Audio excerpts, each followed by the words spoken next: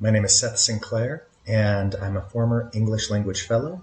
I've worked in many places in the world as a teacher trainer and English language instructor as well.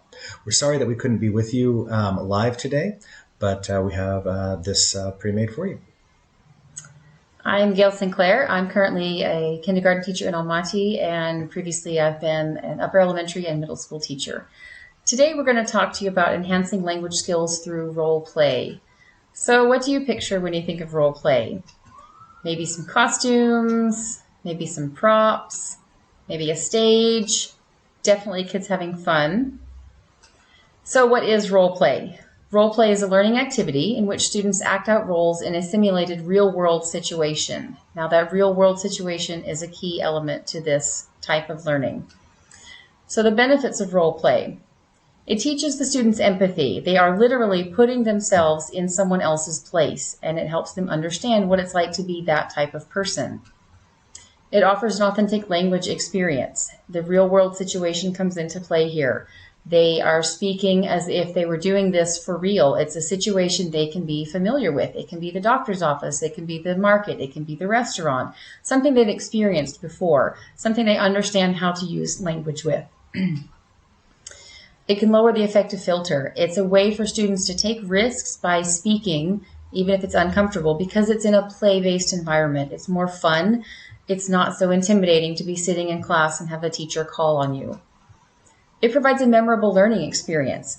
The kids are going to feel like they're just playing, so they're going to enjoy it and they're going to remember it. It's adaptable for multiple levels. If students are very young or if they're very low in the language learning program, they can just play to practice vocabulary. If they're older or if they're more advanced, then you can add additional vocabulary. It increases motivation. Rather than sitting at a table doing worksheet after worksheet, it gets the students moving, it gets them having fun, and therefore they're motivated to practice, to participate, and thereby to learn. And it builds their confidence because, again, they're in a play-based atmosphere. They're more willing to try new things. Some additional benefits for teachers. Role play can inform, it can assess, and it can also help improve students' skills and their attitudes towards learning. This is a very different kind of learning from some traditional thoughts of learning. So their attitude toward this kind of learning could be very different than their attitude towards traditional learning. Role play gives the students opportunities to receive feedback. The role play is not a time for the teacher to sit back at the computer and get some planning done. The teacher should be interacting with the kids, maybe take a role, or maybe be the observer and tell the students how they did, maybe give suggestions, but in a way that the students feel that they're not being targeted. Role play can also be used to teach a specific skill, such as how to express yourself or how to behave in a specific situation, or a specific concept like language. So, making role play successful. It has to be modeled. It's a new kind of playing for a lot of kids, and a lot of kids struggle with how to play anyway. In this technological age, they understand play as an app on the iPhone. So they need to see how play happens, how to interact with each other. Model the role play. The teacher can pretend to be the customer or the cashier. Linguistic support. This is a good time to be able to, in a low-stress atmosphere, build the children's language skills to offer words they don't know. If they are playing something and they can't think of the word, help them out. This is not a test. It's not the time to be checking and see if they have all the language perfect. It's a time for them to learn new vocabulary. Have realistic goals. Depending on your goal in general for role play, you don't want to expect them to come out of the role play having a perfect knowledge of how to go sit at a cafe and make an order. It's not meant for that. It's just meant to build and increase their confidence in speaking and their vocabulary. Use familiar scenarios. Most kids have been to the doctor. Most kids have been to the shop. Most kids have been to the restaurant. Try to choose something that they're familiar with so they understand how to play that way because they've observed it in real life. They've seen it before. So use realia and visual aid. This is a hands-on activity. The students have to be able to play as if they're really doing it. They need play money if they're in the shop or the restaurant. They need menus if they're in the cafe. They need food if they're going to be ordering. They have to understand and see it happen for real for it to really work. So facilitating role play, there are a number of people involved in this. The teacher's responsibilities are explaining the nature and the purpose of the exercise. This works better with older students who have more of an understanding of learning objectives, but it's always a good idea to explain to them why we're doing it. So are we doing it to learn English? Are we doing it to learn how to respond to someone saying something we didn't like?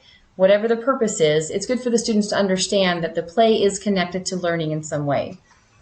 Define the setting and the situation of the role play. Explain to the students what it is they're doing. You need to be able to tell them to put themselves in that situation and to pretend they're there. And brief the participants on their roles. There should be different roles. If you're at the cafe, there needs to be a server. Maybe there's a hostess. There can be a cook, and you need customers. So think of all the people involved in going to a cafe in real life and include those roles so the students can try a variety of roles and have them switch so that they get to try different things. If the students are able to do this, if they're old enough, or if they understand, if their languages foundation is strong enough, having student observers is really important. Having the students watch each other as if they're watching a play on stage and watch for things that they think could be improved or that they can try when it's their turn. It's a good idea to split the class, have part of the class doing the role play and have part of the class being the observers, and then have the group swap. So the students should know what it is that they're supposed to observe. So maybe you can tell them to look for really good adjectives being used, or find the verbs, whatever it is that you need them to learn. Tell them what to look for, and also what kind of feedback they should give. Of course, you want them to give feedback that's not harsh criticism. It's just playing, but they need to understand what's expected of them. Have specific questions or activities that will help the observers focus. So maybe a worksheet or a checklist or a tally chart, whatever it is that helps support your learning objective, but you have to tell the students what to look for and what to do. And again, you can have the groups swap so that each child has a chance to be the player and the observer. And the reflection phase. This is really important in learning. So engage the students in a follow-up discussion. First of all, did they enjoy it? Do they have ideas for next time? What other scenario could be built in the classroom for the next role play? Provide feedback, positive, and suggestions for improvement. This could be based on their linguistic skills. This could be based on, it depends on your learning objective. Whatever you were looking for, did they accomplish it? And summarize what happened, what they learned, and what skills were applied. And this is important for them to realize what they learned while they were playing. So how to set it up in your classroom. There are lots of stores and companies that offer beautiful, fancy, and expensive role-playing kits. This is not necessary. It does not have to be a big investment. So here are some examples that I've done personally in my classroom. So the theme was the market. So the sign is printed from the internet. The cash register is a giant calculator printout stuck to a cardboard box. The mouse doesn't even work. It was donated by the IT department. The money is just printed from the internet. And the options available to purchase in our market were just empty packages saved and brought from home. The bags to carry the supplies in were just old bags from deliveries that we saved to reuse. Here's another one, the dress shop.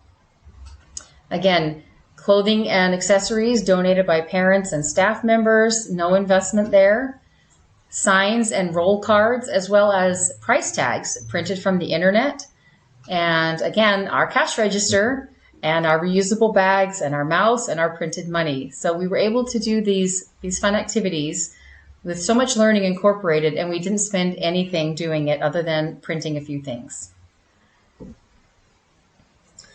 And as my lovely wife was saying, there is lots that you can do for the younger learners. Now, I would like to focus a little bit on the older learners.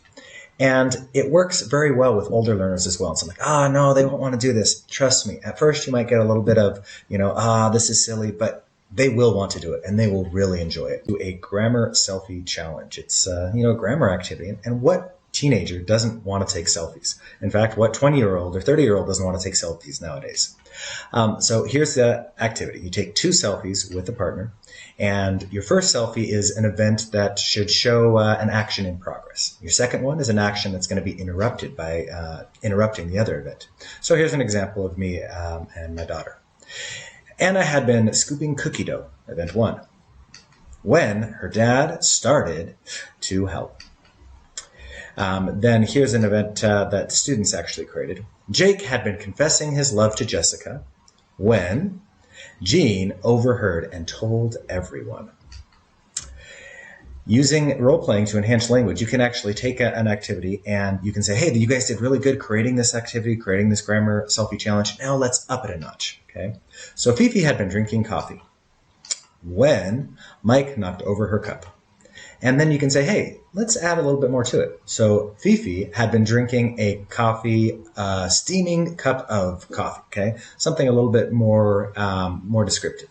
When Mike knocked over her cup while reaching for his book, okay? So now you're adding a little bit more info there, a little bit more to it, and your students get that idea. It's a way to enhance that aspect. Anyhow, we'd like to thank you guys for taking the time to come to this session and to observe our presentation. And we really hope that this will be some useful information to you. Thank you.